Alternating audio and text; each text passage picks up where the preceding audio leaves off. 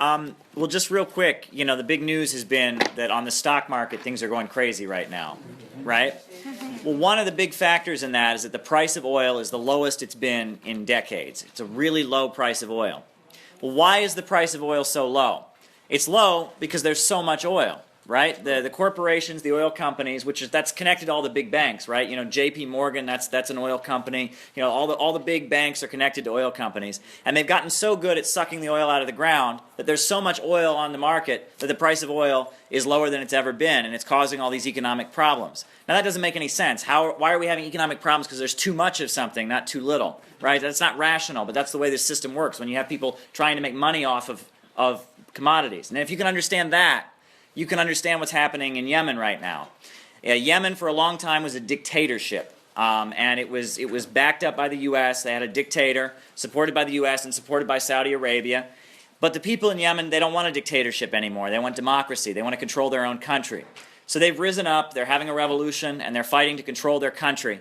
And the United States, it's basically the U.S. military that's attacking Yemen. I mean, they call it the Saudi military, but every airplane they have is sold to them by the U.S. government. The U.S. Pentagon generals are in Saudi Arabia directing them, and the satellites, the U.S. military satellites, are telling them where to bomb. I mean, this is a U.S. attack on Yemen. And you wouldn't know anything about it. If you turn on, Fox, MSNBC, CNN, they don't say Yemen at all. But all around the clock, Yemen is being bombed and destroyed. Over 5,000 people are already dead. There are 3 million people that have become refugees. It's a crisis. Now they're talking about a food crisis in Yemen. They're trying to starve the people because they're trying to fight for their independence. And it's a humanitarian crisis, and the reason it's related to the oil prices is because Yemen has a huge amount of oil that's untapped. And the Saudi government, backed by the U.S. government, they know if the Yemenis had their independence, they could do what Iran has done, they could do what Venezuela has done, and they could use public control of those resources to develop their economy and have an independent economy. And they don't want that because that would make the price of oil go down even further. So basically, to keep oil prices high, people are dying right now in Yemen. People are being killed so that Wall Street can keep control of that country and they can't have their independence. It's horrendous. Now, I was in Iran, and I got on a ship. We were in Bandar Abbas, and a port in southern Iran. We got on a ship. There were 2,500 tons of water and medical supplies, and we tried to go to Yemen. And we were on our way to Yemen, and the day we were supposed to arrive, May 14th, the Saudi military, again with U.S. military equipment, bombed the port we were going to. They bombed it not once, not twice, but 8 times in a single day. And then 2 days later, they bombed the medical university in Hodeidah, the city. They bombed that medical university, and they killed 12 medical students who were just studying to be doctors and nurses. And I mean, this war is a horrendous war, but you'd never know it was going on, right? It's a crime, and it's absolutely connected to what's going on in this city because it's the same bankers that run the same oil corporations, right?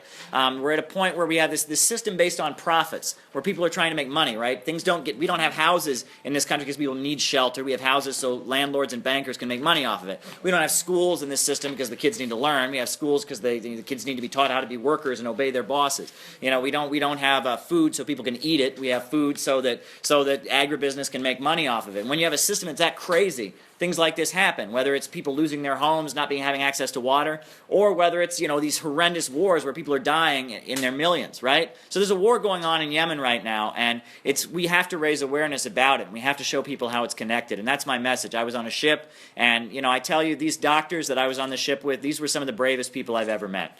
They've gone to every corner of the world, risked their lives to help people who are in need. And when I was in Iran, I'll tell you, in Iran, public education, they have free college for anyone who can pass the entrance exam.